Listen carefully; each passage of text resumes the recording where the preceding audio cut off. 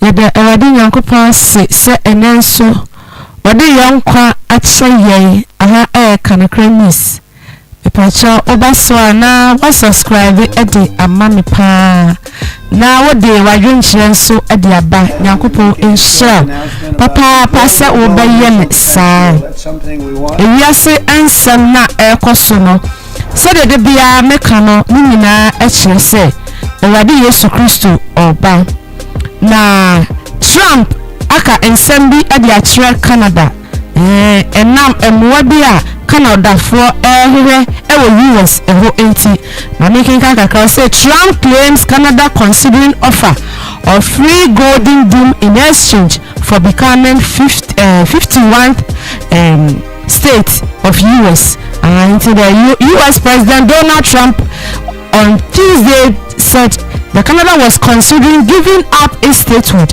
in exchange for protection by the proposed Golden Dome missiles defense system at no cost. And also according to Canada, no, sir, Golden Dome, yeah, I say Iron Dome, area defense, protection, and no, Canada for APB, na US Donald Trump. Ade esusuye bi ade ato wo mo animu ya wo kire say they can be 51st country and also 51st state of US in exchange for sa Golden Dome no eno na Canada Prime Minister Mark Carney ya wo guso worker say Canada is not for sale. Canada is not for sale. I told Canada, which very much want to be part of our fabulous Golden Dome system, that it will cost $61 billion if they remain a separate but unequal nation, but will cost $0 if they become our cherished 51st state. Trump wrote on Truth Social, and also would Canada be part of US? Not just a Canada, a sovereign state. If you are met US whole, now if you are a state of US, and why is President Donald Trump? Yeah, was to say in Canada for and yes, I do. Not sure one negotiates on this. Now, King Charles III for a royal speech which the monarch emphasized Canada's sovereignty in dangerous and uncertain times, and amid the U.S. president exhortation for country to become part of the U.S. And following King Charles' speech, was saying a very dangerous and uncertain time for Canada's sovereign. Now, also say, Canada for Ebeka join the US. And see, hope Canada will join REARM Europe by July 1st. Now, REARM group and also a group will be a president of European Commission, Ursula von der Leyen, and also a proposes after say President Donald Trump say one from Wabia and Koma Ukraine and as our group on so we create here. Yeah, Europe countries will be now everyone joining. And Prince Charles to say Canada for the joining US now US state dear any ember joining group here Europe for I'll create here and also able to make a protection at the US and Canada for and also yes air cost Canada for a protection. Canada for protection. I don't know. Say no. Say the na over be say up Iron Dome maybe to be free Israel, maybe to be free US.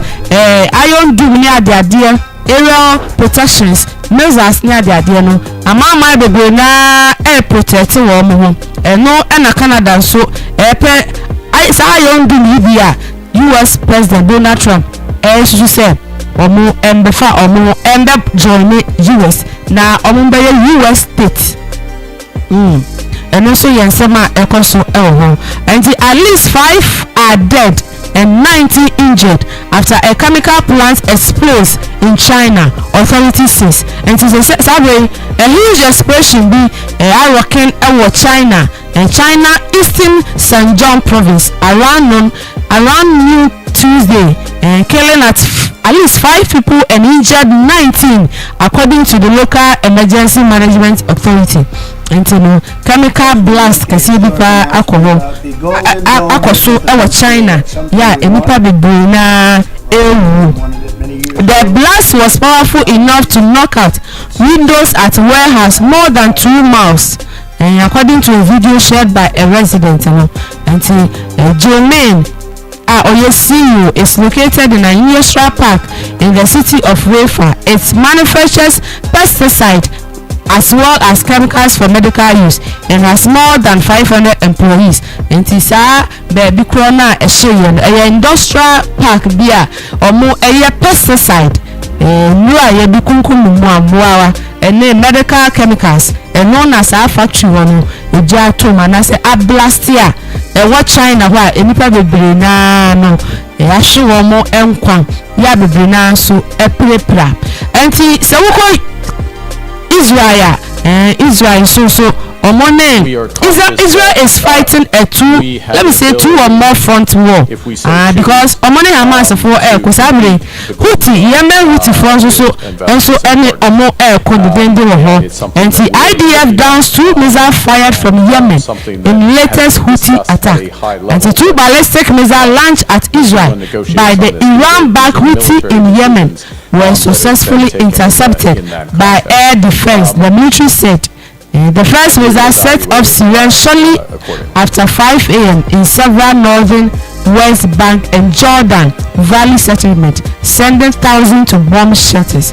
Anti Yemen Houthi for so egusu a wo mo yesa etusura sam ewo ehonomo. I've had many Because I know what subscribe at the Amami Pa. Now there has been assassination attempt on Putin. Assassination attempt on Putin. Russia official claims helicopter at epicenter of drone attack. And a Russian military commander claimed that President Vladimir Putin helicopter was at the epicenter of Ukrainian drone attack. And even now they say Ukraine for any drone attack be ya omo target ya na omo point here sa helicopter na Russia president etibno omo sheda pinpoint sa de na omo susu say omo pese omo yi Putin ebi free omo yi the head of the state ebi free na asumdwe abaso ewo because say omoka ceasefire na asumdwe entimi madia omusu say ebi omoya ne sa ebeyi. And the Russian military commander claimed that President Vladimir Putin helicopter was at the epicenter of Ukrainian drone attack, according to Russia news agency.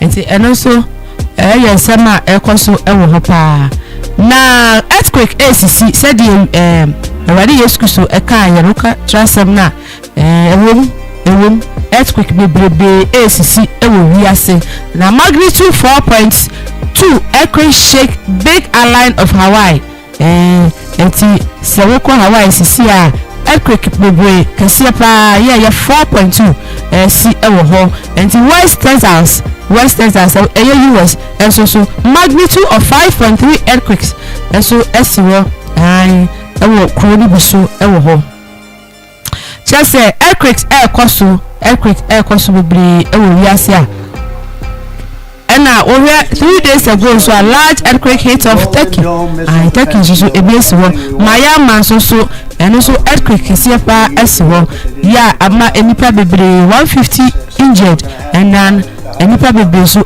prepra ewo 7.6 earthquake strike the Western Caribbean and tutum says 7.6 the biggest esopa and no nyina ne say sa earthquake na Bible kan ya no esi na entokwan so ekoso ewo ewiase papa.